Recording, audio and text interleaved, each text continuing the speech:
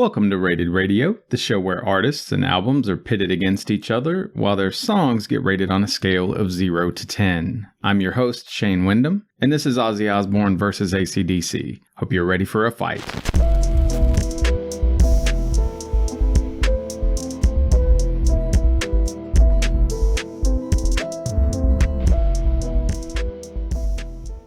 Going to start here with AC/DC. The album which rolled at random from their discography was Blow Up Your Video from 1988. Of the 10 tracks, I thought 8 were great, but none of them got a flawless rating. My bottom track was Go Zone. My top track was Rough Stuff. The music makes me feel like I'm driving a race car through a bunch of pyrotechnics. I'd recommend this artist to fans of Led Zeppelin, Def Leppard, Kiss, Jet, Lynyrd Skynyrd, Aerosmith, and Van Halen.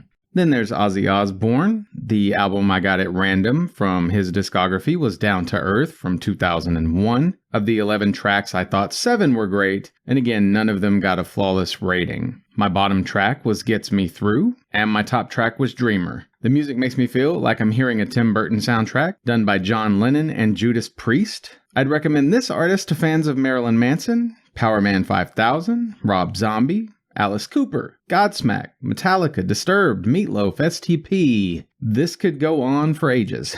So let's just move along. This matchup was honestly much closer than I'd anticipated, even though much of it played out as expected. I'd never heard either of these albums in full before, and was struck by how solid each was in spite of these not being what most would consider peak for either artist. Ozzy's career was always a wild combination of sounds from moment to moment and album to album in my experience. This listen only furthered that as my perception. Is Elton John collaborating with Soundgarden? Why do I love it so much?